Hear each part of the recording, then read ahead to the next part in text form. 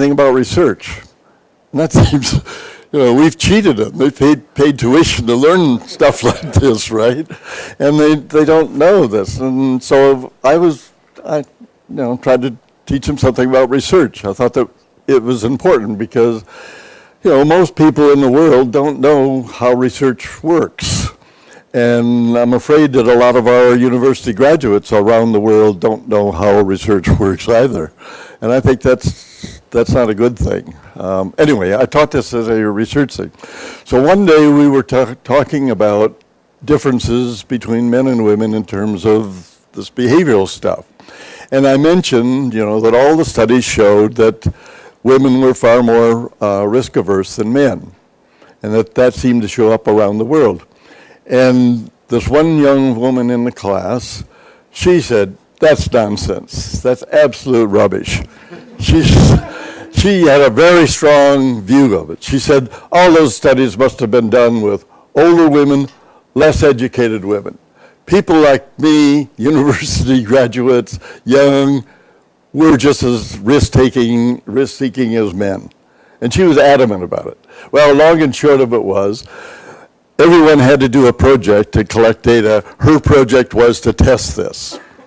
To her credit, she put together, we sort of had discussions how to organize, how to set up a test like this. And she went out and collected data and did, it was just a class project. It was not a big research project or anything like that. But she went out and collected some data, tested, young and older women and men, and at different levels of education and so forth. Did a nice job. Not a huge sample, of course. Anyway, I'll never forget the day she came back with the results. She walked into the classroom, up to her to slammed her books down on those damn women, she said. I knew exactly what happened, right? She went out and tested it and found, to her great dismay, that indeed women were far more risk averse than men. And that's the one that shows up constantly, all the time, that there is a difference in the gender. Beyond that, sometimes not. And we just don't know very much about beyond that. The risk one looks like it's pretty solid. Beyond that, we don't know. The other sort of along that same line is the issue that comes up all the time. Are people in different parts of the world the same? Now, we all know that people in different countries, for example, you guys eat different food than I eat, by and large, We sometimes dress differently in some parts of the world than other parts. There are differences, although unfortunately the differences seem to be disappearing around the world. Every place is getting to look just like every other place. But there are differences.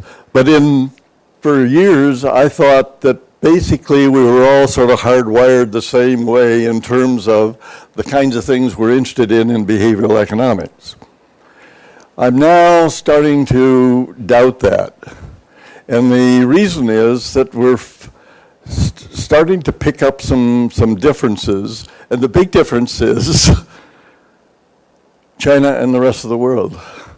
And to a certain extent, other parts of East Asia and Southeast Asia and the rest of the world. We're starting to pick up differences.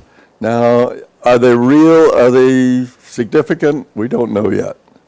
But I've sort of backed off my strong view that I had for many years that there were no differences at this level. But now I'm not sure that we're finding. Tomorrow I'll talk about some fairness stuff, and just to give you a clue, we did a study years ago, Danny Kahneman and Dick Thaler and I, on fairness, and I'll talk a little bit about that tomorrow.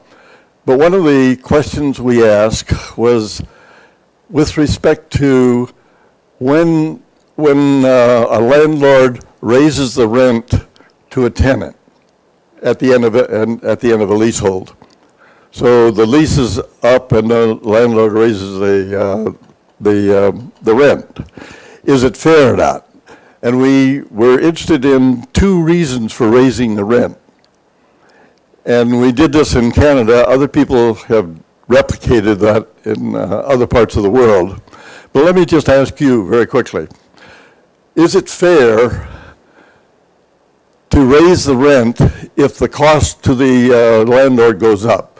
That is, something costs more to maintain the house or whatever it is, and the landlord has to face higher cost and decides to pass on the cost to the tenant by raising the rent. How many of you think that's fair? How many of you think that's not fair? That's a question. Sorry? May I ask a question about the... Oh, okay, sure. Actually, we talked about the little bit about this. Yeah, I know. Yeah. But I didn't ask you, do you have a definition of fairness in your... No, what we said was, it was, Danny and I thought it was a bit presumptuous.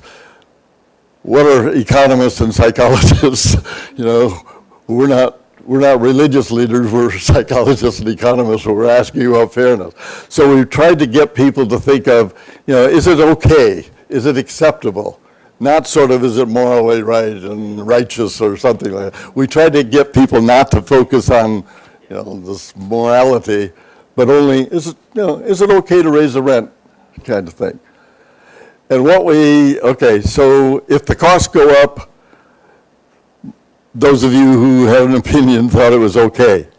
What about if there's now suddenly a shortage of housing, rental housing in the community?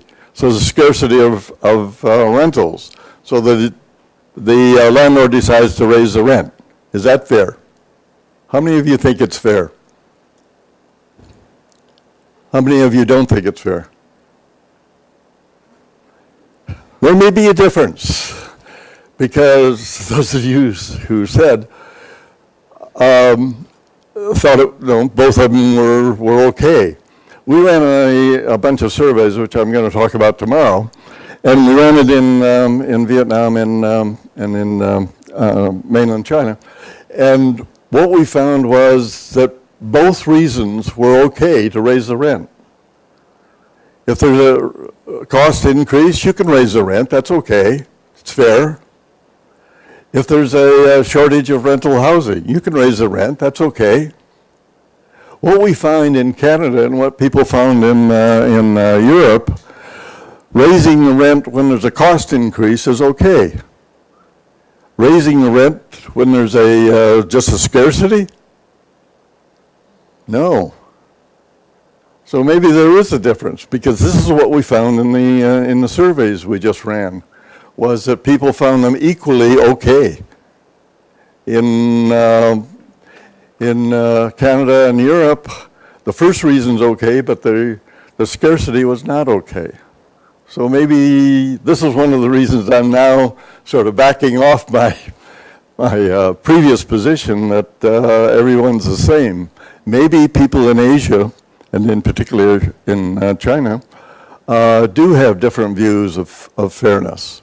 If that's true, I think that's, number one, interesting, but I think sort of important for negotiations, either commercial or political negotiations between countries, to realize that people feel quite differently about what's okay on things. Yeah. Add a few comments about this. Yeah, sure. Right now, I guess if there is a difference across culture, if there is difference across different societies, I guess the result may subject to different interpretation. For one thing, fairness can be a moral sentiment. But for another thing, if I got hurt, if I feel hurt, and for whatever the reason, if I'm a self-regarding person, I don't care about the well-being of any others, just myself, okay? And if I feel hurt, maybe I would use the word that's unfair. So, it can be subject to different interpretations. So, for example, in a country, for example, I don't know whether it's true in China. If for example, the economy is that developed or grew rapidly, and so many people profit from like the increase of value in real estate. If this is the case, maybe many people feel they profit from this and they didn't get hurt because of the scarcity of resources. So, I mean, there are different potential interpretation. Maybe the people just be self-regarding and they feel they profit from this. And another thing is that people have moral sentiment, and purely moral sentiment. They don't think this is right, intrinsically not right. So I don't know. So yeah, but that's why I ask you whether you have like a definition of fairness. Yeah. We tried to avoid it, but maybe we didn't. And maybe what you're asking, we have to go back on it. It looks like, this is much more of an open question now than I did think. So when we talk about fairness tomorrow, we can sort of get back to this thing on it. It's now more interesting than it was, kind of thing. Also, when Echo was talking about the training of the air pilots, when they praised them after a good one and so forth, that was in fact a real story. That was Danny. Danny's the guy that sort of came up with this. When he was in the Israeli army, I guess Air Force or something. Anyway, he was somehow associated with the training of pilots. He didn't do the actual training of pilots, but he was associated with it. And he was the guy who noticed that when people were given praise, they performed poorly afterwards and so forth. And he was sort of reprimanded for praising people because this was going on. And he couldn't figure out sort of what was going on. Finally, as he described it, he had a eureka moment. He realized it's simply regression to the mean. And so that's how this all came about. It was Danny actually involved in this pilot training operation. By the way, people in the field of behavioral economics, there are a lot of people named Daniel, of course. But anybody who says Danny said, everybody knows it's Danny Kahneman. He's that kind of a presence in the field. Everybody knows him as Danny on the thing. And if you mention Danny, everybody knows who you're talking about. Anybody in behavioral economics. That's not true of Jack, by the way.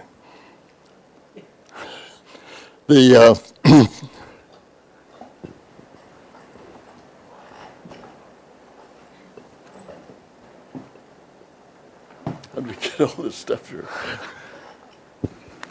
Okay, what I want to do now is to,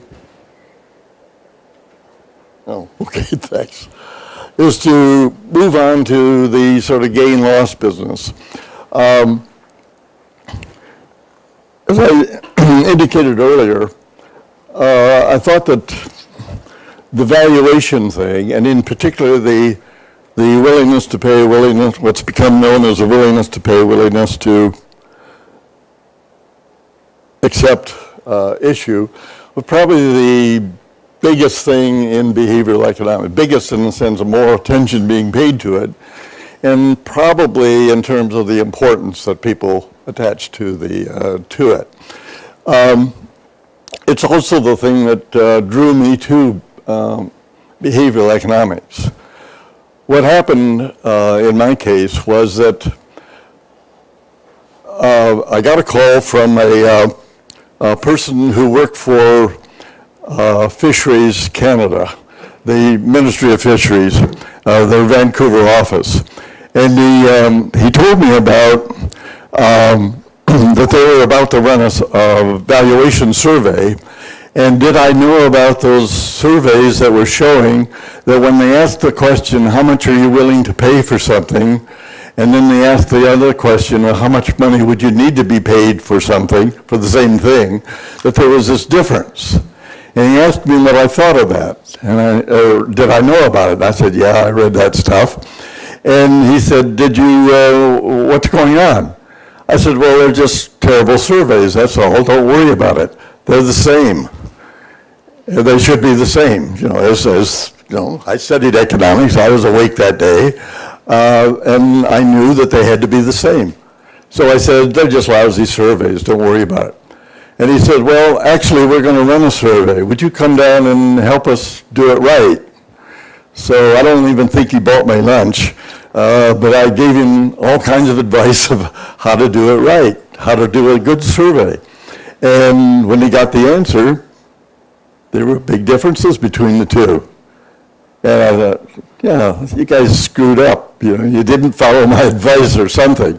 So then I started running my own surveys. And we still got those big differences. And I couldn't get rid of it. And, I knew that they weren't real, that it had to be the surveys.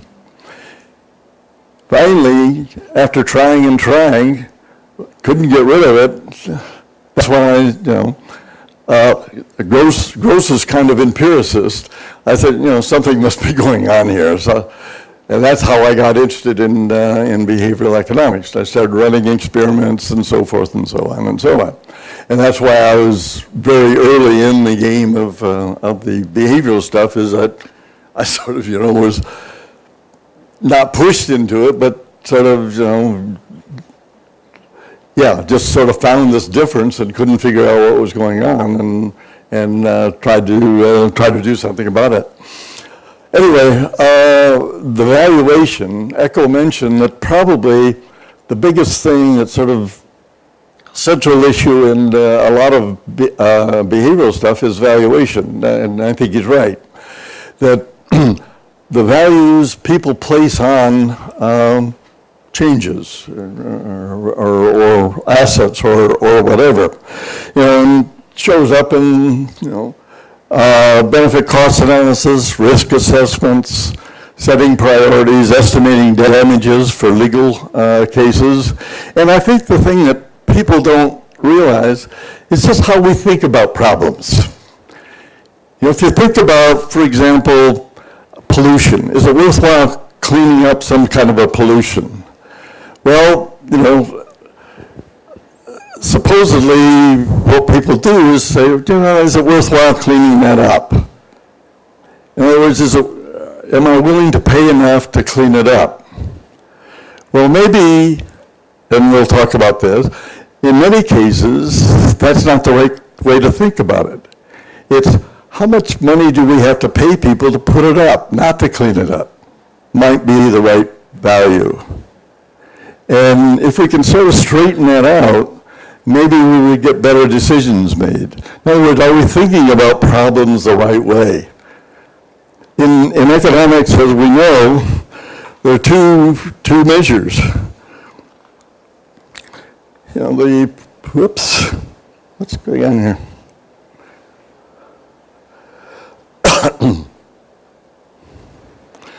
The potential, I presume this is all familiar to you, the potential Pareto principle basically says, something is worth doing if the people who gain are willing to pay enough to compensate the people who lose. So if somebody gives up something, but is compensated enough to compensate, to make that agreeable to that person, then it's worth doing. Economic welfare will be increased. That's the potential Pareto. You don't have to actually make the transfer. It's could they do it? Are the gains to the gainers bigger than the losses to the losers? The gains measured by how much people are willing to pay for the gain. The loss, how much compensation they demand to put up with the loss. So that's where the two measures come from. They're equally legitimate. They're both measures of value. And, what we've assumed in the past is that they're going to be the same.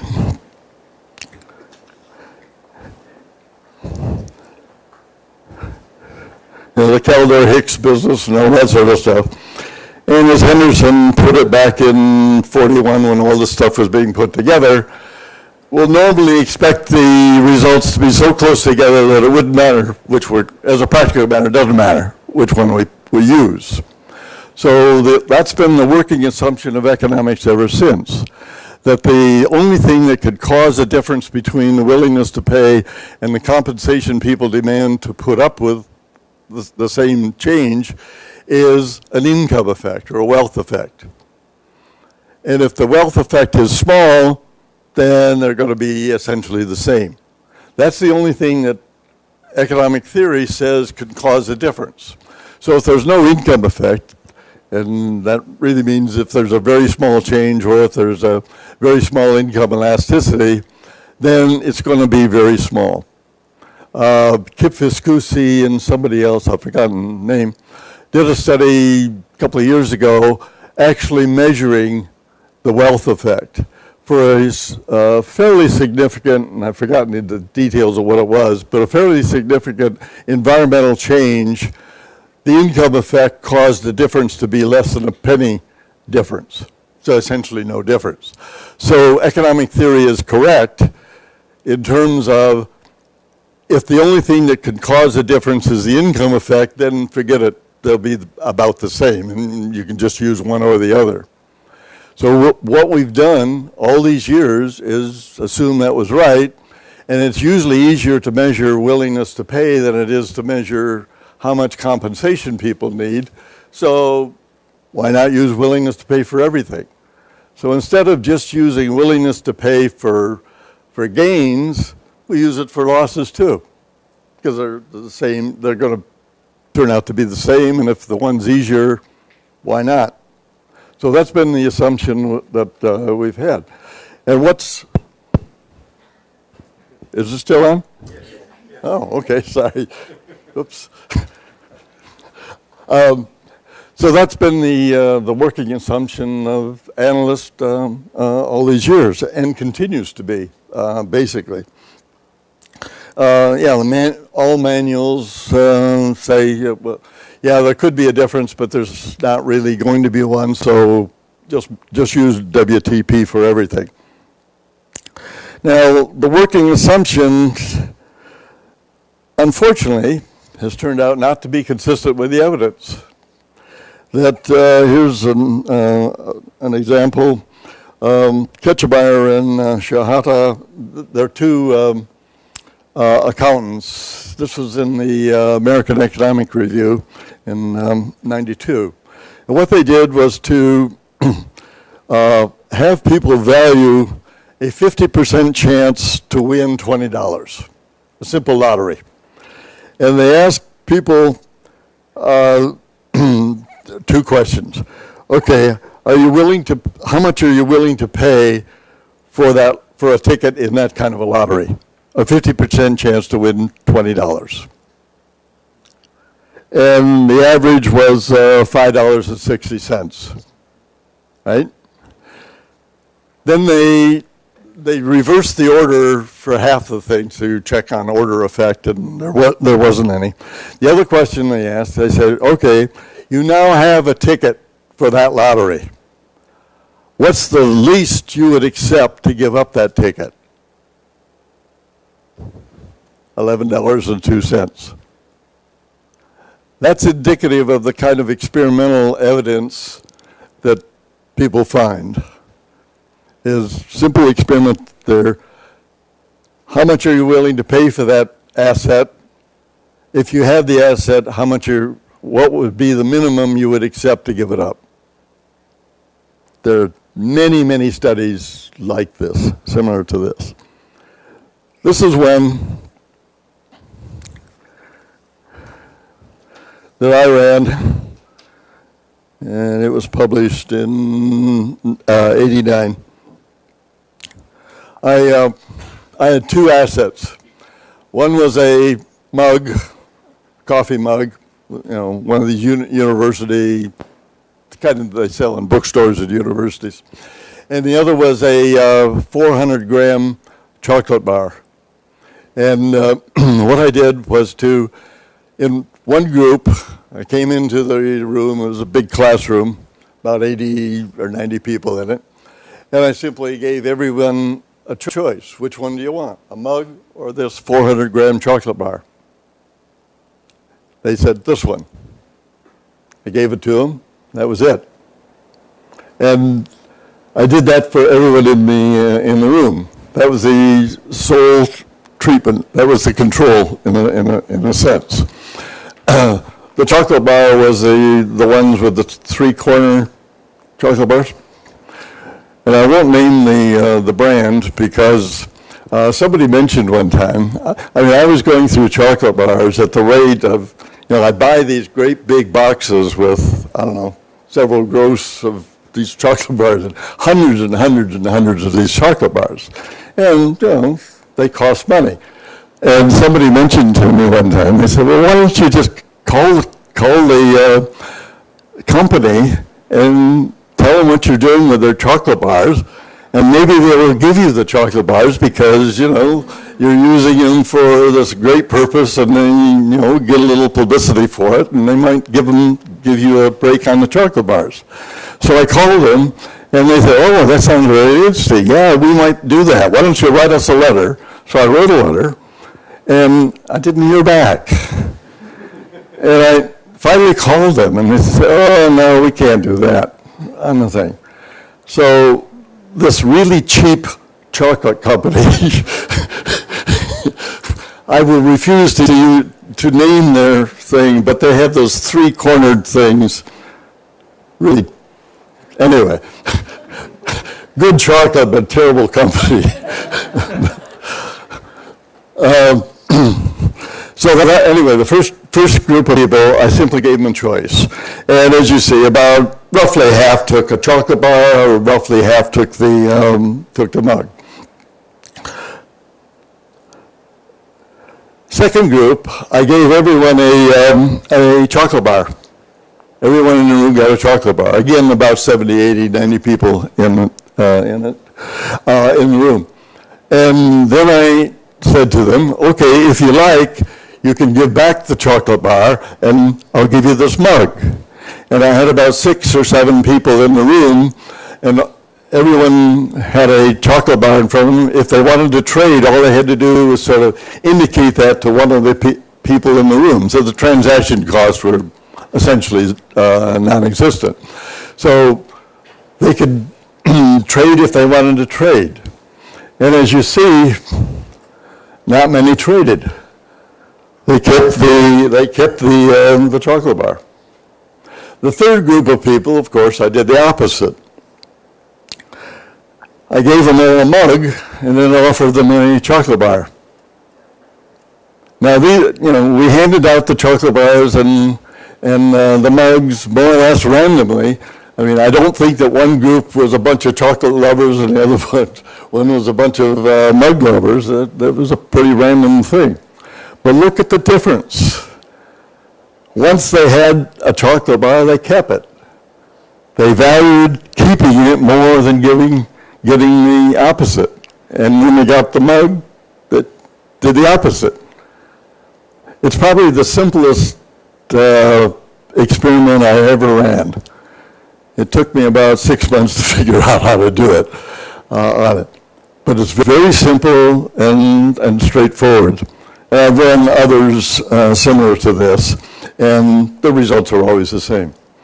That once you have something, you value it more than the thing you don't have.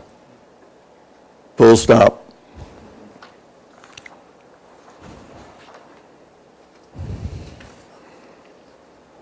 What's going on here? Well, you've seen this before. That in the gains, well, there are three characteristics of the value function here. One, there's a kink at the reference. Second, there's diminishing returns in both cases, diminishing effect, whatever you want to call it. And this one is much steeper than that one. Those are the three characteristics you find when you have reference dependence. And you don't always get reference dependence. Goods which are perfect substitutes for each other, you wouldn't expect to get it, and you don't. things that are held for trade, you don't normally get it either. It's things that are consumables, the things that, like a chocolate bar or a mug or something like this.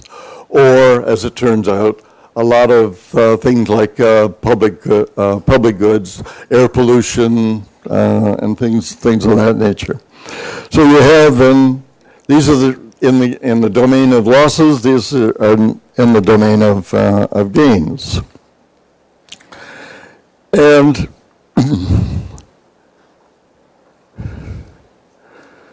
so a comment on what's going on here is this quote: "We suffer more when we fall from a better to a worse situation than we ever enjoy when we rise from a worse to a better." That's sort of, is what seems to be what's going on here. That when you lose, that hurts more than the pleasure of a gain. Now, it's slightly stilted language because it was written in 1759 by, the same guy. The guy that we all champion as, the free enterprise sort of thing. He was onto this a long time ago. But notice it's in the book that the economists don't read. We all read the Wealth of Nations. We don't look at this one.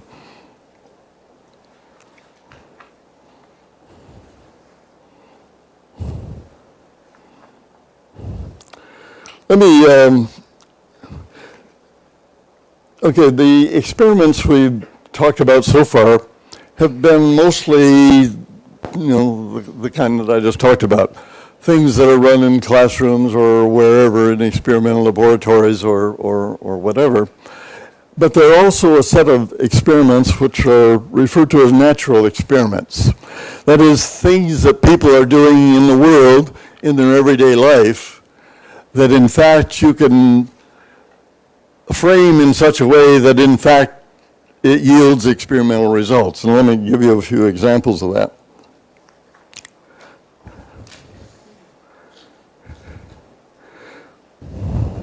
This is one done by Dan Putler.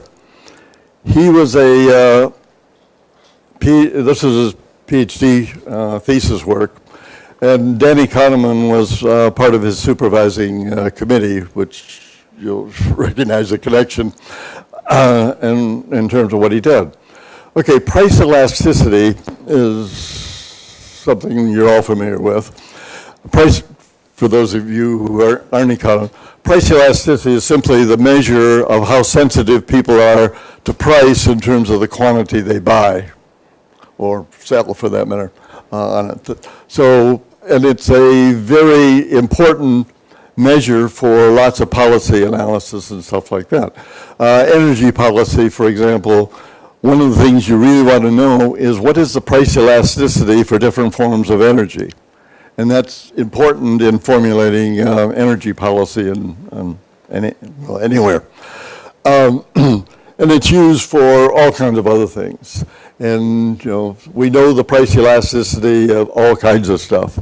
I studied agriculture economics initially, and price elasticities for grains or meats or so forth. They knew all the price elasticities to about the fourth decimal point, it seemed. Anyway, what Dan did was to, normally what you do to calculate a price elasticity is collect data on prices and the quantities that were sold at that price. And then you have a different price, how much was sold, or how many transactions occurred when the price was this. How many transactions occurred when the price was that?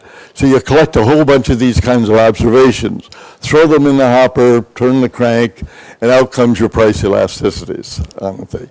So it's a relationship between the price and the quantity kind of thing. That's normally how price elasticities are calculated, more or less. What Dan did was to separate the sample. He took observations after a price increase and observations after a price decrease and separated them, and then calculated the price elasticity for each.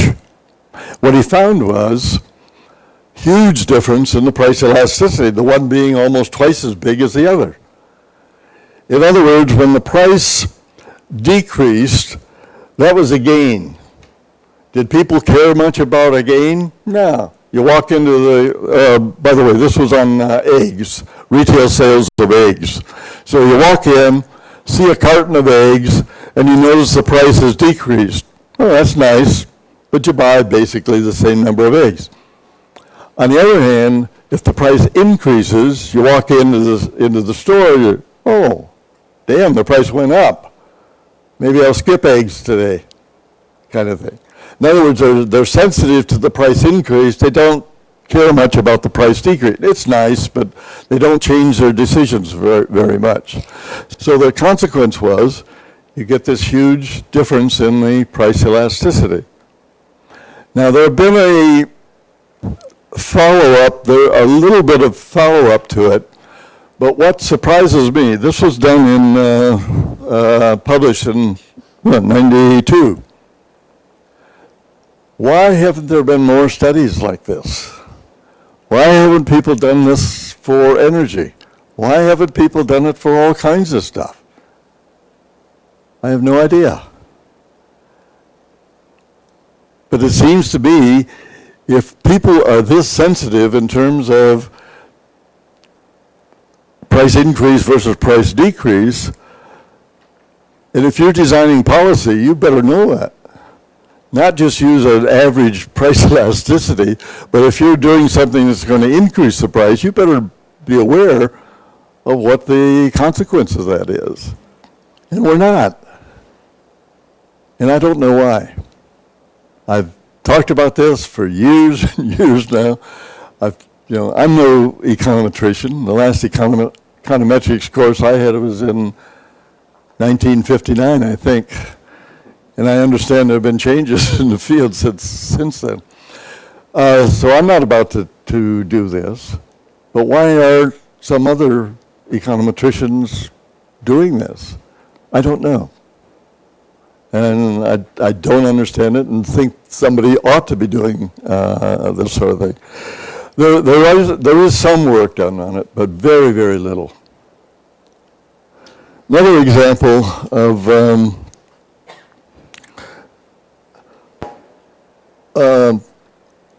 Terry Odin did a study in which he looked at, he got a hold of trading data.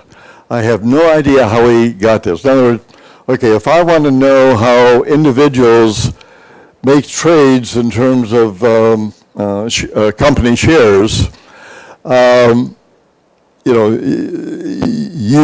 are trading with some trading company. I can't get that data. That's very privileged data, as it should be. It's very, it's almost, I thought, impossible to get that kind of data. Terry somehow got trading records for private individuals, thousands of them, over, I think, a 7-year period. And he calculated the what they did when the price was in the losses versus in the gains.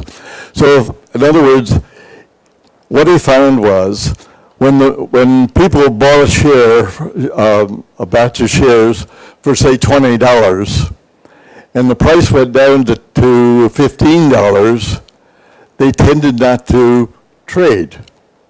They wouldn't trade. Why? Because they're in the losses. Once they trade, they realize the loss. If they don't sell, they can hope that it's going to come back. And then they won't feel bad when they have to sell. So they're waiting for it to come back to 20, then they'll probably unload it. Well, of course, some of them don't come back. I have several that are never coming back. I'm still waiting, however. on the thing. It's a natural thing to do. On the other hand, if the shares go up, I buy it at 20 and it goes up to 24, yeah, I'll sell. So what he found was that people really do this, and they do it at a cost to themselves. That the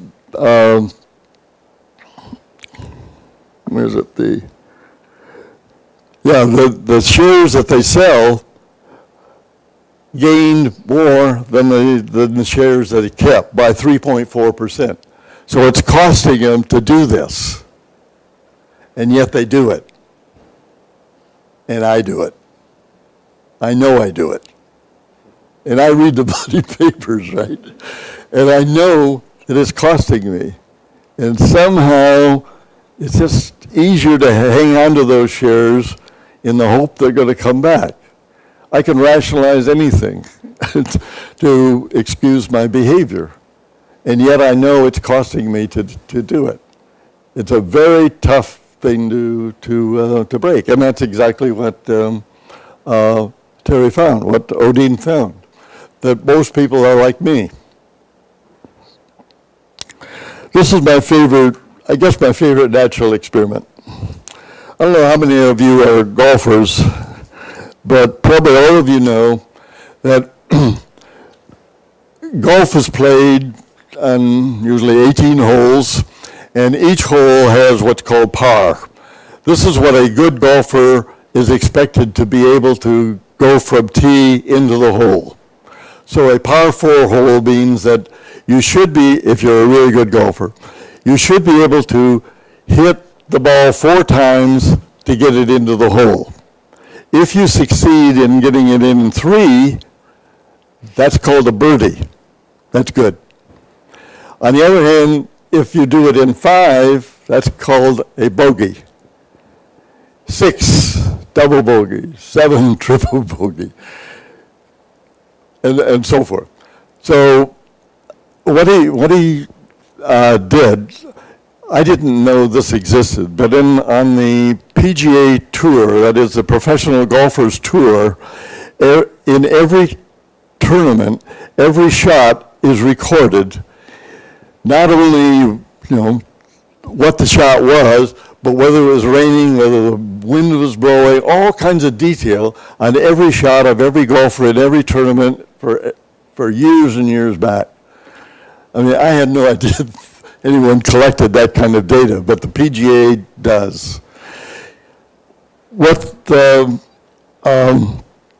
these guys did was get a hold of that data and see how accurately people putted on the green between, if it was a par 4 hole and they were on the green in 2, then they were putting to try to get it in the hole in a total of 3 shots. 2 to get to the green and then put it in the hole. 3. 3 would be less than par. Par is 4. So it would be a gain, or could be thought of as a gain. On the other hand, if they're lying 4, then if they're lying 4, then they're putting to they have to be 3. They're putting to save par. If they miss, then they're going to have at least a bogey. So if they're lying 3, if they put it in the hole, then they got par. And they're no danger of having a bogey. If they miss, then they have to putt again, and that means they have a bogey. They would consider a bogey being above par as feels like a loss. So what they did was to see whether everything else equal, correcting for how far the putt was, what the slope was, all the conditions, correcting for all of those things, are they putting differently to save par than they are to get a birdie? And they are. Some significant difference. Now these are professional golfers. They're playing for thousands, hundreds of thousands of dollars. They're not playing for a mug. They're playing for real money. They play golf almost every day. They're in tournaments constantly. So you can't say they don't know what they're doing. You can't say that there's trivial prizes. All of the conditions are there. They ought to be equally, and tournaments are won on the basis of total score, not how many pars, how many bogeys. That doesn't mean anything. It's the total number of strokes that settles almost all tournaments. There are a few different ones, but basically that's what it is. They putted differently to save par, not to get a loss, than they were for a gain. Because a loss meant so much more to them than a gain, a birdie. When they asked people, they asked golfers about that. They said, you know, do you realize you're doing this? And all of them said, of course, I don't want a bogey. They knew what they were doing, and yet they did it. Now that's pretty compelling evidence, it seems to me, that even in high stakes, people knowing what they're doing and so forth, people display this difference between gain, the feeling of a gain, and the feeling of a loss.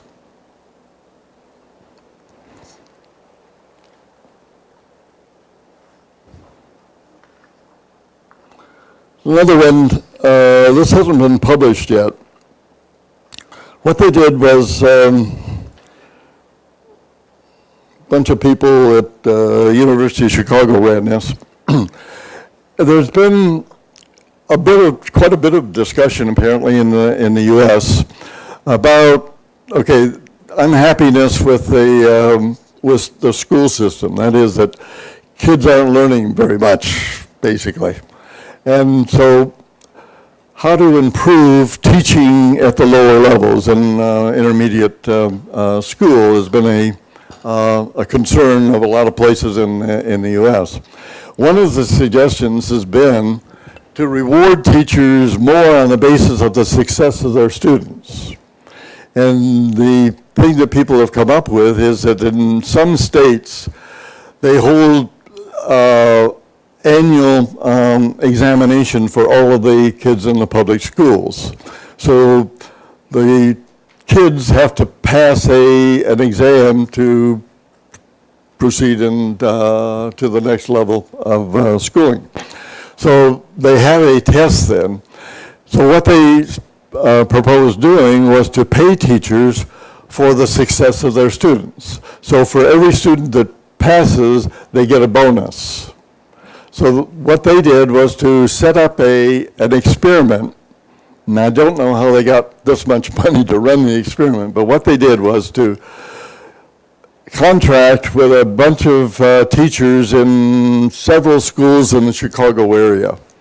And they had bonuses that they would pay teachers on the basis of the success of their students in passing this year-end exam up to, I think, something like $8,000. So that's not trivial.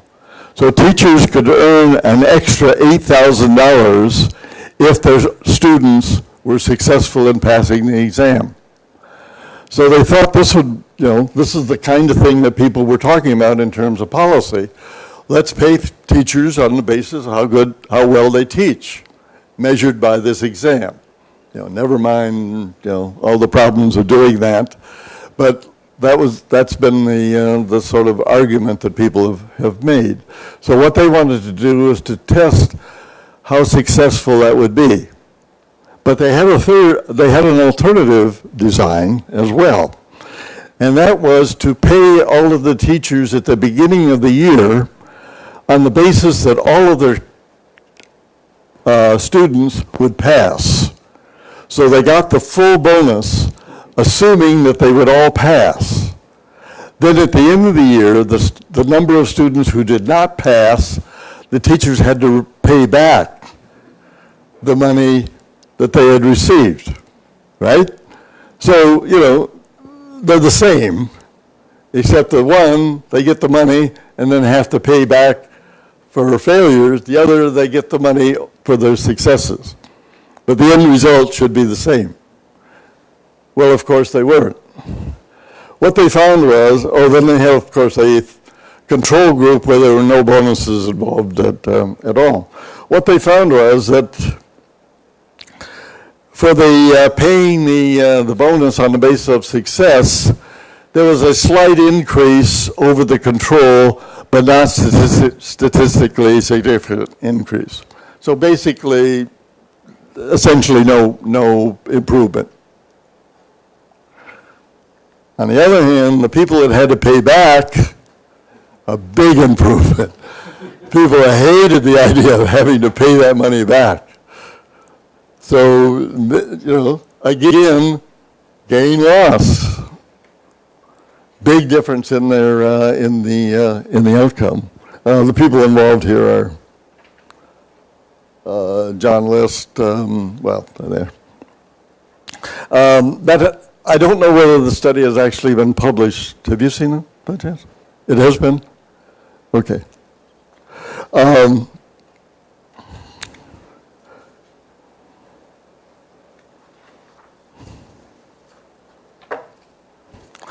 Okay, there have been many studies of the endowment effect. And there have been a couple of mega-analysis of these. There was one done in 2002 in which they looked at somewhere around 200 of these tests that of the kind I've just been talking about. And the mean difference over that roughly 200, as I recall, was almost 7. That is, the value people put on the WTA version of the valuation loss version was almost 7 times bigger than the buy version, the willingness to pay. The median, there are obviously some extremes. The median was roughly 2.5 times. This is not a rounding error. This is not a marginal difference. This is a big difference. Another study that was done later that involved more up-to-date things, they had 76 papers, published papers, involving 337 individual tests. And the geometric mean of the WTP to WTA, the other way around, was 3.3. They also broke it down, interestingly, in terms of the kind of asset that was being valued. Environmental things was around 6, by far the highest. Medical things, health things, around 5, and so forth, down to lotteries, just 1.6. So there's a big difference in the in different fields. And notice that the environment is the highest. And in terms of interest in this stuff, the interest of environmental economists is the lowest, as near as I can tell. So there's almost an inverse relationship between the interest of the economist in the different fields and the size of the difference in the thing. So that's kind of the data. We've got hundreds of tests. They're all pointing one direction, essentially all pointing one direction. That there's a big difference between WTA and WTP. You would think this would influence how we do things. And when it doesn't. It is very, very frustrating to sort of talk about this for years and years and years now, since I published first paper on this stuff in 1979, same year as that big paper of Kahneman and Tversky, and nothing has changed, as near as I can tell, on it.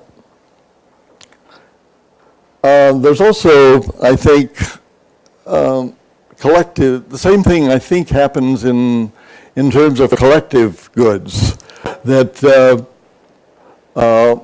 national art treasures,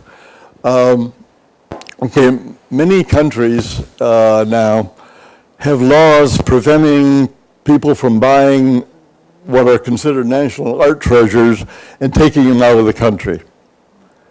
You know, there's certain things you can take, there's certain things you can't take, kind of thing. So people are passing laws for that sort of thing. But there's also a lot of art things that people want to take out that are in fact legal. But maybe people still object to it. So someone I happen to know, an economist, is a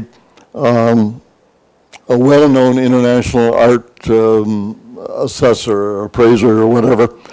And what he noted was that if you're trying to raise money to keep a piece of art from leaving the country, that's easier to raise money to do that than to raise money to buy what everybody would agree is an equally valuable piece of art. So preventing a loss prompts people to donate much more than simply buying a piece of art. So getting something isn't worth as much as keeping something, kind of thing. So that's what he does for sort of a living, kind of thing, and that's his observation. I think the same thing is true of national parks in most countries. Now, a national park really isn't a gain. A national park is really an instrument that countries have to preserve things. So we have some sort of critical habitat, or we have a scenic asset of some sort, or a historic or a cultural artifact or building or something like this. And what we do is to create a national park, or whatever you want to call it, sometimes national historic site, national this, national that. It's an attempt to keep something. It isn't to gain something. It's an attempt to not lose it. So we lock it up in a national whatever kind of thing. I think that's an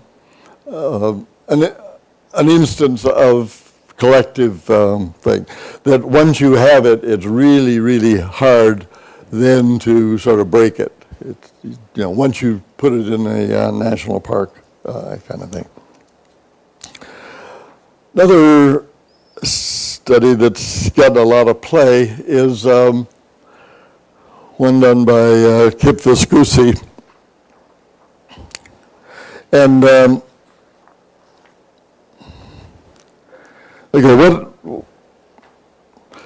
this was to how much do people?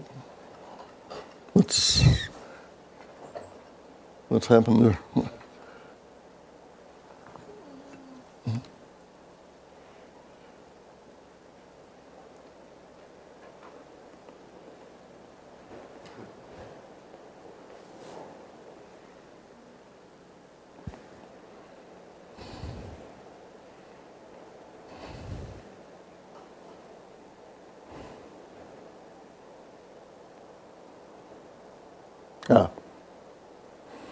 Okay, what he did was to ask people how much they would be willing to pay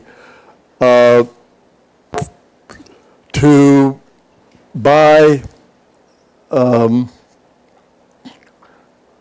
what was it? One was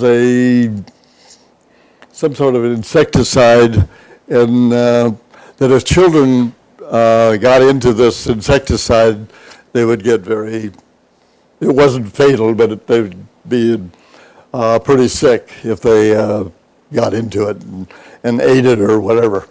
So we asked people how much they would be willing to pay to buy the same kind of insecticide that didn't have this problem with it.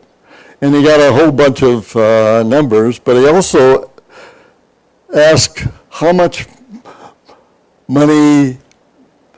the price would have to drop before they would buy it. In other words, how much money they would demand to accept the bad stuff.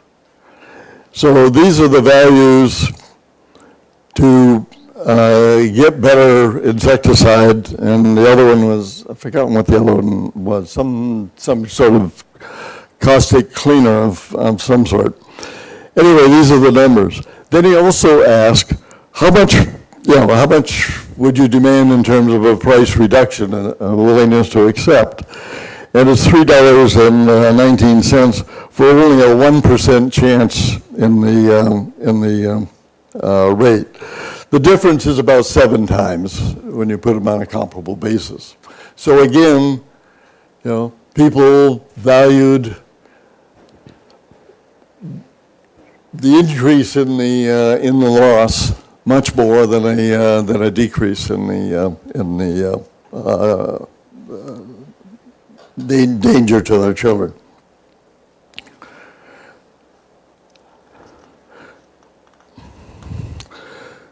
Okay, there's another implication of, well, let me just show you this first, sorry. And that's the issue of time preference. And I don't want to get into a whole lot of difference, but we look at time preference, discounting future gains and discounting future losses. In other words, okay, a loss that occurs 10 years from now, you want to compare it to a gain, in some other year. And the way we do that is to discount back to the present normally. So we have to use a discount rate to do that. And there's a huge boring literature on what the discount rate should be for doing benefit cost analysis and so forth. And but the question that I was wondering about is, do people use the same rate to discount the future gains that they use to discount future losses, the value of future losses? Now, benefit cost analysis and any kind of analysis, the instruction is use the same rate. We can't agree on what the rate should be. There's this huge literature that I referred to. But whatever rate you settle on, use the same rate. Otherwise, you're going to really screw up your analysis. That's what every manual says. That's what every benefit cost book says. That's what every economics text says. But do people, in fact, use the same rate? Is that good advice? So in terms of positive changes, well, let me just show you a little experiment I did.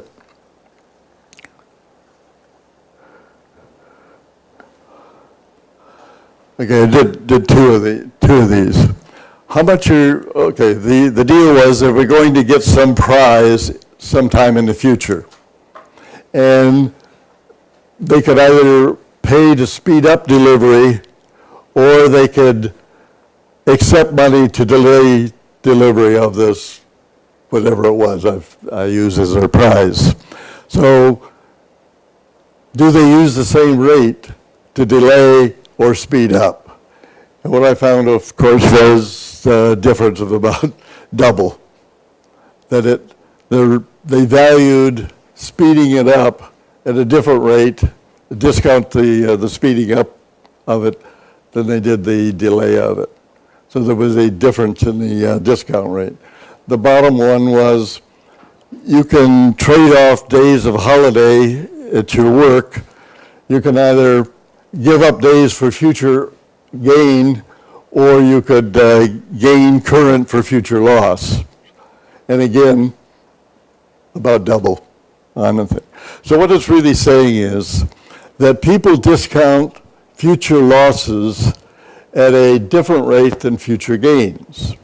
That they tend to use lower rates to discount future losses, which means that a loss in the future is going to appear bigger in present value terms than a future gain. And that matters, because what it says is that things that happen in the future, way out there in the future, if they're bad things, they're more important to us than getting things out there in the future. Because we discount future gains at a higher rate, so the present value is smaller. So this suggests that this gain-loss thing carries over to the discount rate people use to discount future outcomes, contrary to how all the instructions suggest. Same thing about, and we may have more to say about this in the future. The VSL, value of statistical life. Are you generally familiar with that, the value of statistical life? Okay, for a lot of economic analyses like a benefit cost analysis or something like that, one of the benefits, for example, of a road improvement would be to reduce the number of accidents, fatal accidents. So for a project like that, if you're doing a benefit cost analysis, one of the major benefits is saving lives because you have fewer fatal accidents. So if you're doing a benefit cost analysis, you have to put that in monetary terms. So what is it worth to save a life? So, so if you ask people, you can't really ask a person, how much would you pay not to die? Right? Well, quite a bit, right? I mean, that's an impossible thing to ask. You can't answer that kind of a question. So what we do, who was it that came up with the? Who was it? Was it Rosa? Yeah. Okay, at the Chicago, wasn't it? Anyway, what people came up with was not to ask that kind of question. You can't, but you still want to know what value people place on a life, saving a life. So what they've come up with was, what you ask is, how much would you pay to reduce the possibility of death by a very small amount? Say 1%. Actually, they use much smaller than 1%, but say it's 1%. Okay, I say I'm willing to pay $10 to reduce the probability of death by 1%. So what they do then is to multiply that up to 100%. So they take my $10, multiply it by 10, and that gives them the value that I place on my life, or a life, not my life, a life. So in that case, it would be 10 times $100. Life is cheap in wherever this place is. Normally, people say $1,000 or something like that. They come up with numbers like 3 million or 7 million or something like that is a typical calculation. That's how they calculate the value of what they call a statistical life. Because what they're saying is, how much would you pay to reduce the probability of someone in this community dying, which might be you, dying in the next whatever year or something like this. So that's how they calculate the value of statistical life. Again, if we're talking about increasing or decreasing the probability, they ask the same question. How much are you willing to pay to reduce? Or how much are you willing to pay not to increase? Willingness to pay again. Well, maybe the right question to ask is, if we're talking about an increase in the possibility of dying, for example, if we're going to have a deterioration in a bridge or a road, is it worthwhile fixing it? Well, let's see how much people value increasing the possibility of having a fatal accident. So there we're talking about increasing the probability. So what you ought to be asking then is, how much would you have to be paid to allow us to increase the possibility of instant death by 1%? So do you get a different answer? Yes, you do. So again, what we're doing is using willingness to pay for everything, when in fact people value increases differently than decreases.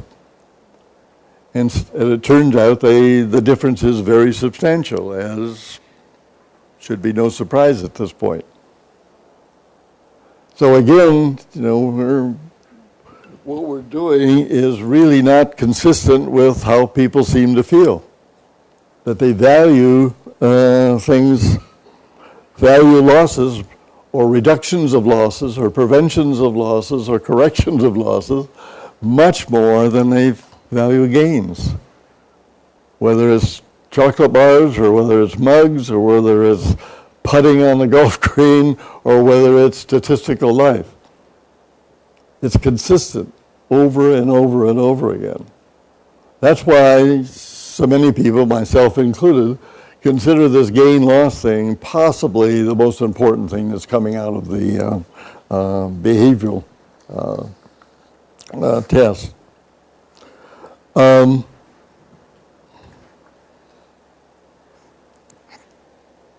Time is getting... are there any questions on what I've been doing so far? Comments? Objections? Okay. Okay, there's a number of, a lot of implication. We'll be talking about more of them later.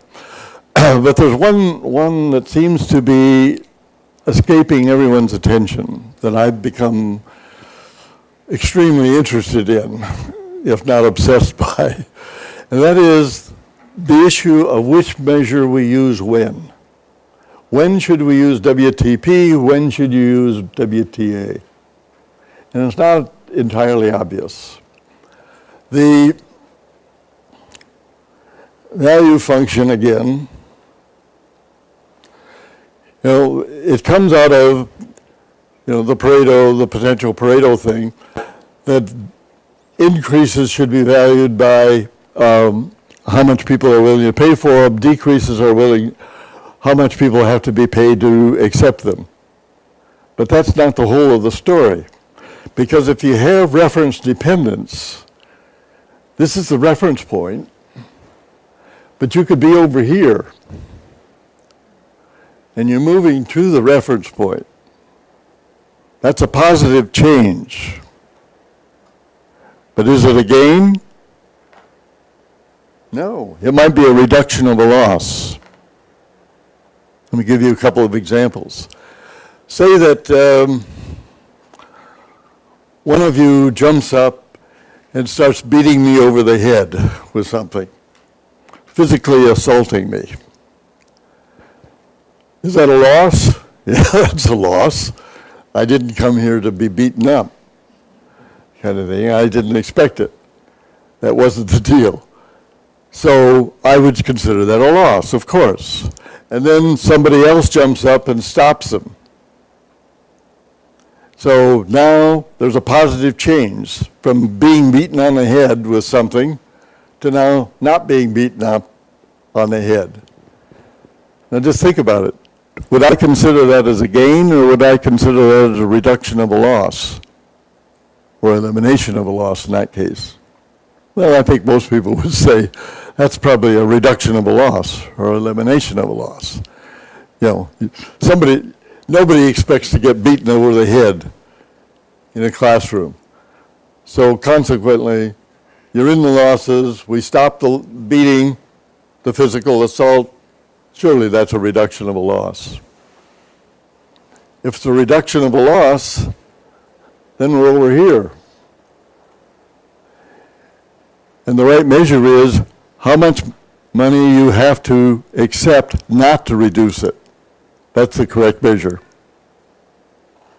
If it's a gain, then it's how much you're willing to pay for a gain. But if it's a positive gain, a positive change, but in the domain of losses, then it's how much you have to be paid to accept not doing it, not preventing it, not stopping the beating. And that's likely to be much bigger, of course, again, than if it's a gain. Same thing on the other side. if you're over here, something could happen. You're in the gains, and now something happens to move you back. Is that a reduction of a gain or elimination of a gain, or is it a loss? Which side of the reference are you on? Are you in the domain of gains or are you in the domain of losses? And it matters because the measure you use depends on which side if you're on this side, the right measure is how much you would how much you would pay to avoid going back to the reference. That's the right measure. If it's here, then of course it's a loss. How much you have to be paid to accept it. When we say how much you'd have to be paid, what is the money that would make you indifferent between getting the money or accepting the loss? It's that number we're looking for. Now, I'm not talking about how accurately we can assess it. All I'm talking about is which is the right measure. In fact, the methods we have to estimate WTA aren't as good as the measures as the ways we have to calculate or estimate WTP. But that's not an issue. That's not the issue I'm interested in. I'm interested in the issue here is, what's the right measure? Then we can worry about how to estimate it. But first we have to figure out what the right measure is. And so far this is a very, very, I think, a very, very serious problem. Without that, we're going to mess it up in the sense we're going to often use the wrong measure. Because what we're finding is that many, many times a positive change is probably not a gain, but a reduction of a loss. Kip Viscusi, who does I don't know how many papers he's written about VSL, a value of statistical life, but probably dozens at this point. He sort of recognized as the world's expert on estimating VSL. There are basically two ways of estimating VSL. One is to ask people, the kind of question that I ask, how much are you willing to pay to reduce the probability of death? Collecting that data, and that gives you an estimate. The other way of doing it, and the way Kip thinks is a much better way of doing it, is to collect data on how much people are paid for employments with different levels of risk of death. So people that are in very risky jobs are paid more than people who are in less risky jobs. And if you can get data on a whole bunch of jobs with data on the wage, then you can get the relationship between how much people are paid to bear different levels of risk. And that's what he does. And you can get data, and there is a relationship there. There are lots of problems with that data, but basically that's what they do. And he claims, and I think he's probably right, that data is better than asking people the continued valuation way of doing it, how much you're willing to pay, kind of thing. So anyway, he has that data, and he claims what he did in a paper, fairly recent paper, I think a year or two ago, what he did was to look at when people move from a low-risk job to a high-risk job, what is the increase in the pay that they receive?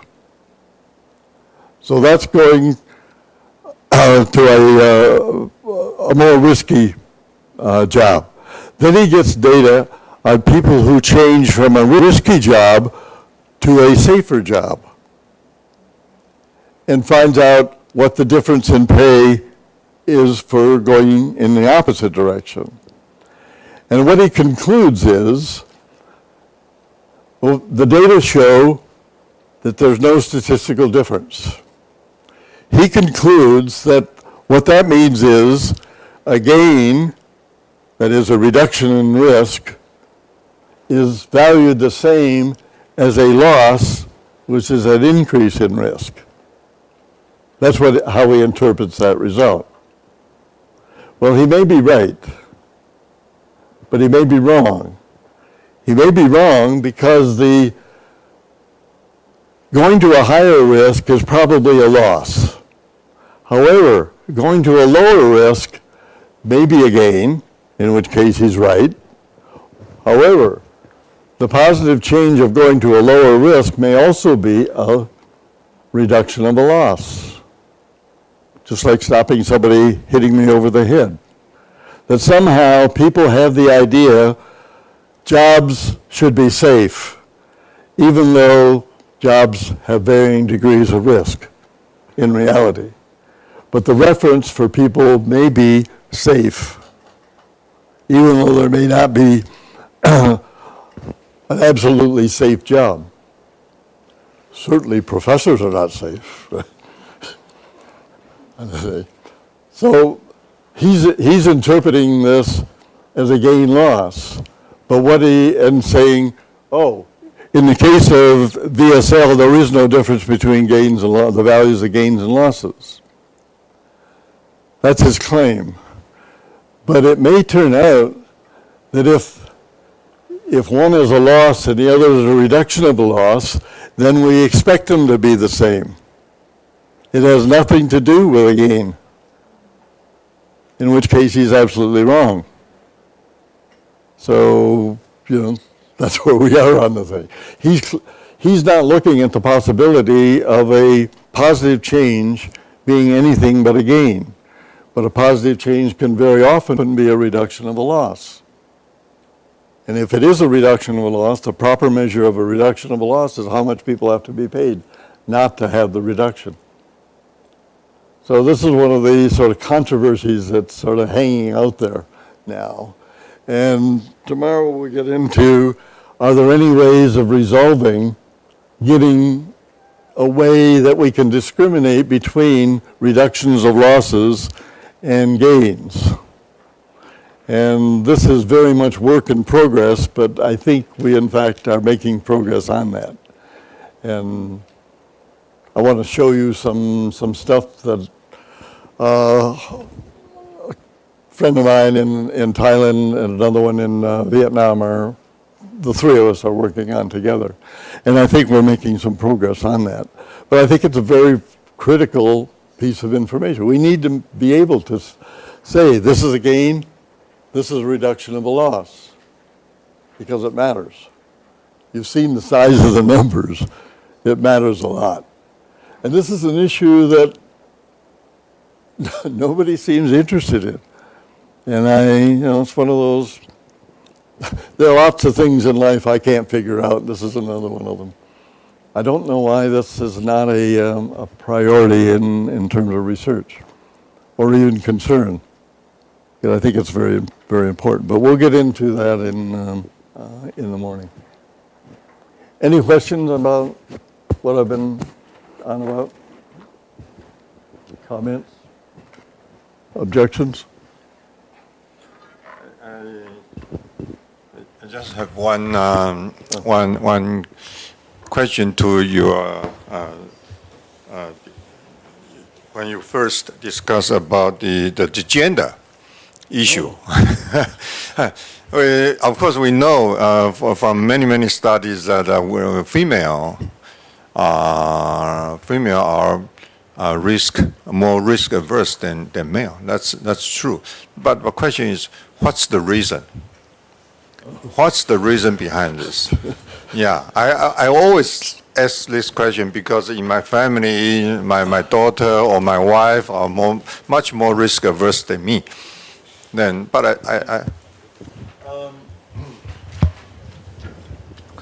I certainly don't know. If I had an idea, I'm not sure I'd even tell you. But no. The reason people normally come up with have to do with childbearing, the protection of the child, and that carries through all of the stuff. Whether that's true, whether it's something I don't know, but that's the normal reason that people have put forward. But I think it's a guess, basically. I don't know that we know. But that's the only one that I've heard that make, that kind of sounds plausible to me. Whether it's true or not, I don't know. I guess that's evolutionary interpretation, not only for human beings, but for any animal. The gender who take the responsibility to bear for children bearing, they are all more risk averse. So it's the protection of the child, basically. Yeah, it's take responsibility. Yeah, okay. It's hardwired in our genes. Yeah, as I say, it sounds plausible to me. Whether there's anything else going on, I don't know. But it's certainly true that it's a strong, my telling you about that woman doing that study in my class. I mean, people feel very strongly, and the effect is very strong. Women are very much more risk averse than men, and that seems to be all over the world. That one doesn't seem to be different in different countries that I've seen anyway. I mean, maybe there are groups of people somewhere where that's not true, but I don't know of it. Yeah. I think in the literature, you've got professional women.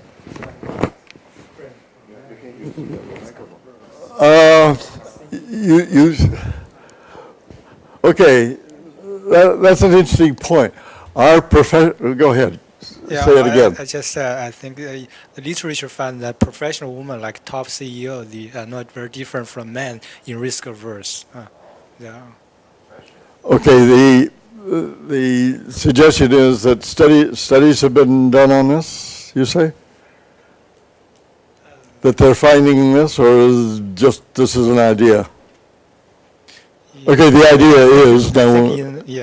Okay, so it hasn't been tested yet then. Have there been studies? Okay, those of you that didn't hear, the suggestion is, do professional women have the same risk aversion difference than men? Maybe they don't, because they're professional women, so consequently don't have the obligation of children or whatever. That's I gather the suggestion. But this has not been tested, is that right? Yeah, I think in Richard Crossan's paper, in JEL, I think, she talks about gender difference, and think she talks about the risk or competitive risk. So there has been a test of it? Yeah, but I have to double check that. Oh, okay. So there has been a test, and in that case, little or no difference between men and professional women. That was sort of the idea of that student that I was telling you about, that she said, people like me, we're not like that. And she found, granted, she just did a classroom survey kind of thing. But that was her idea too, that there was not difference. Yeah. Excuse me. I was thinking about maybe an idea. I want to ask you whether you think it's possible, because you just mentioned a story about the fair earlier, and you say that maybe Asians and the others might be a little different.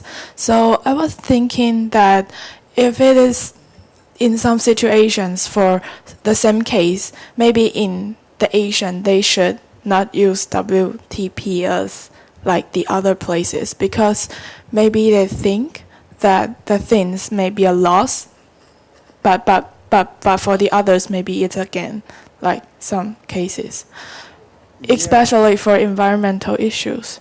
Because I have that idea is because I just have a discussion with another researcher, and she's from China, and she's doing a research that for the air pollutions. And I know that in some countries they think that health is a right for their humans, but the researchers in China should use the WTP, but not WTA to analyze her research.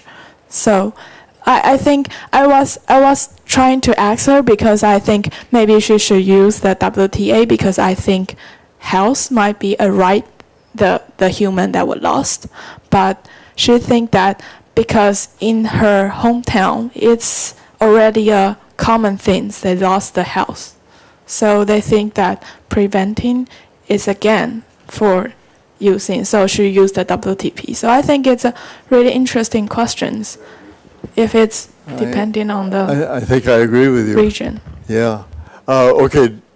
In Asia, do people have different ideas about house and health and whatever on the thing? And that would make them respond differently in terms of these kind of questions like WTP or the difference between WTP and WTA. I don't think we know, and I think that's a very interesting thing for somebody to look at. Can we, come up with some sort of test to see whether on specific things Asians react differently than non-Asians, or Chinese and non-Chinese, whatever, wherever you want to draw the line on it. Yeah, we just don't know, I think. And it sounds to me like that would be a very interesting thing to pursue. So I'm really changing my mind on this difference in different cultures, different countries. I'm, show me data. I believe whatever I saw last kind of thing, maybe. But I'm looking at the evidence, and I'm starting to see evidence of a difference. Does it extend further? We don't know. Or I don't think we know. And some of them might be important. I think this fairness one, if it turns out, when I describe about is it fair to raise the rent kind of stuff, if people in China or in Asia have a different view of what is fair or acceptable, to get away from the moral thing, is it okay to do this if one group of people feel differently about what's okay than a different group?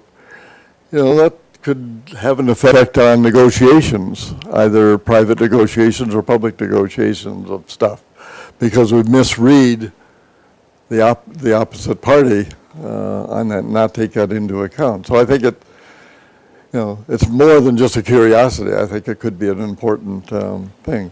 So we ought to know more about it.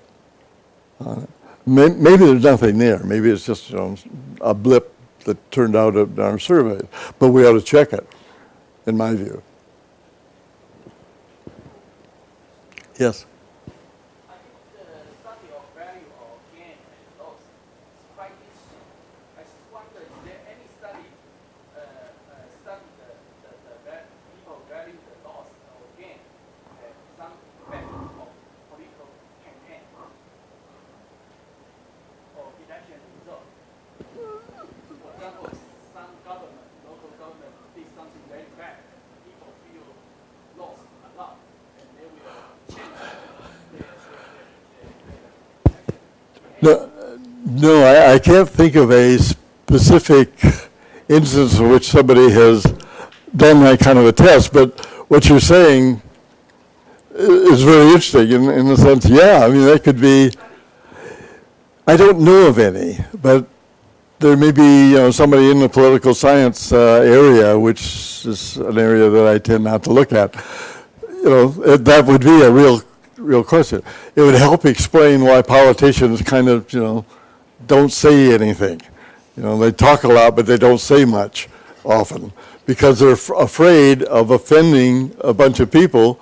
And if they kind of, offend people, it really hurts. Yeah, it's intuitively that sounds very plausible and would sort of dictate what they do. That they don't really say, they don't come out with specific stuff. They talk about generalities and all that sort of thing because they're worried about offending some group, and once you offend them, they're probably never going to vote for you, kind of thing.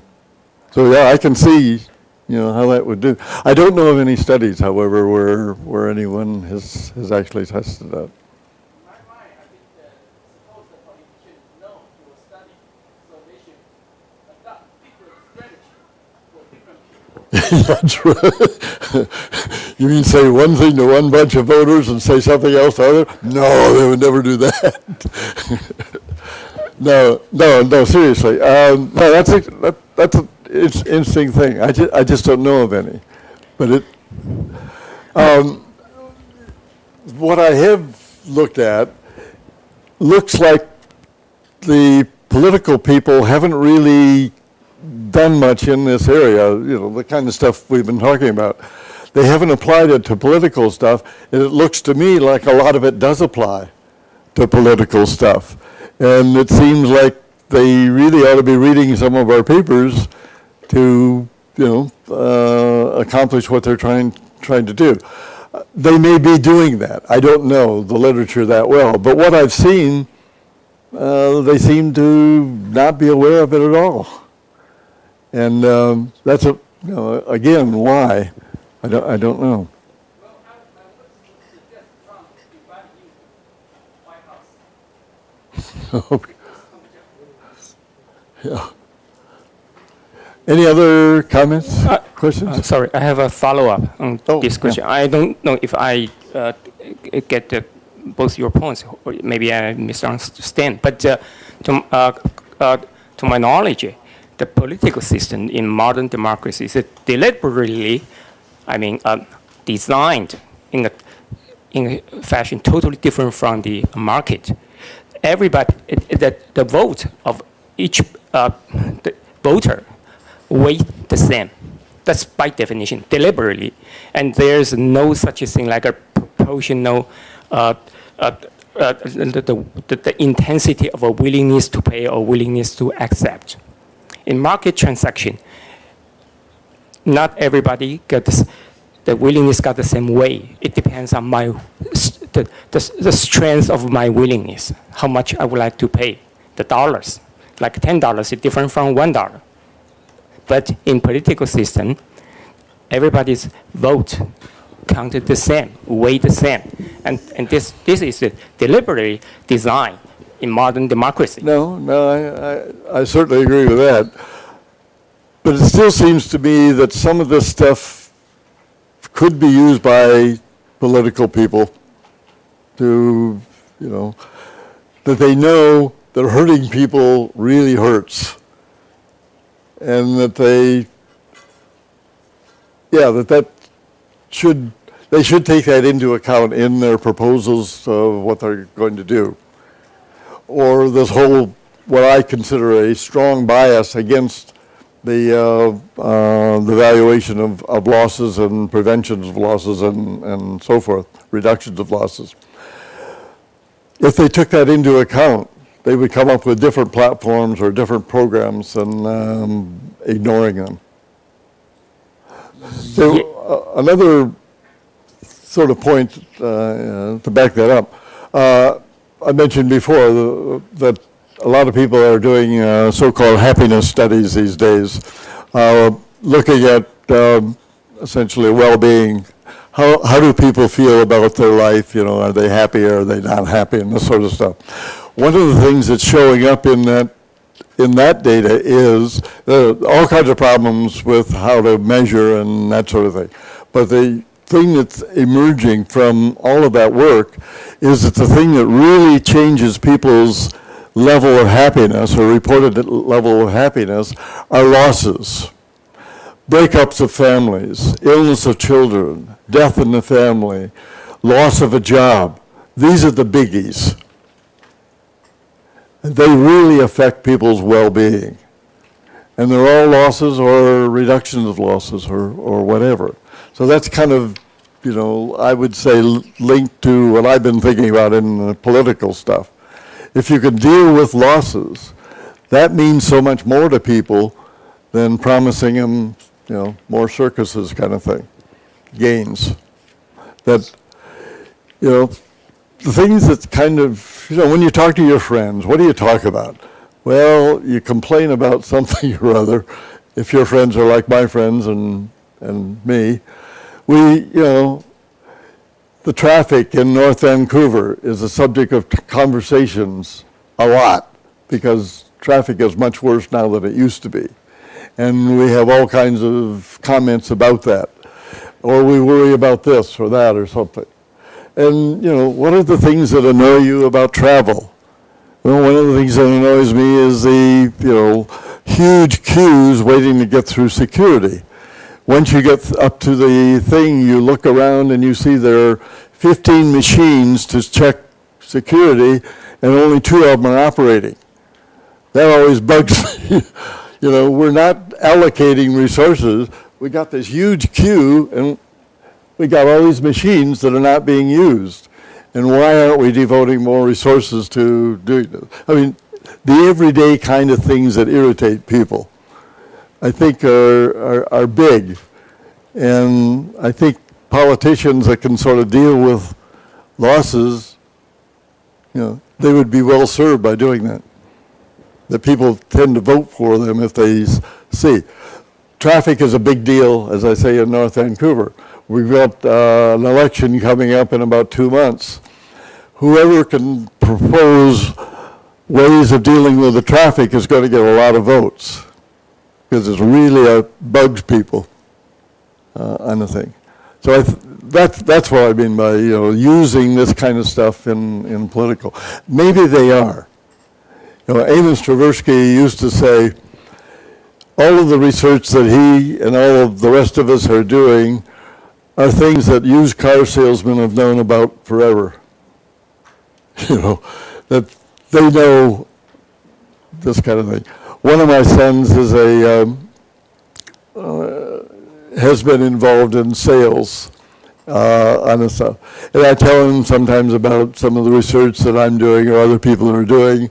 And he always looks at me and says, what are you talking about? That's stuff we all know.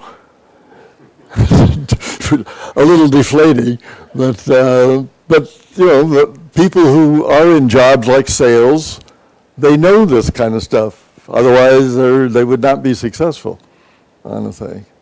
And but obviously, what they're doing is different than what we're doing. But the basic idea, I think Amos was basically right that these people do have a pretty good intuitive grasp of what bugs people and what satisfies them. And my comment was I just didn't see that being used in the political thing to the extent that I thought could be used. Okay, so Any thank other? you, Yeah, President okay. Knetsch and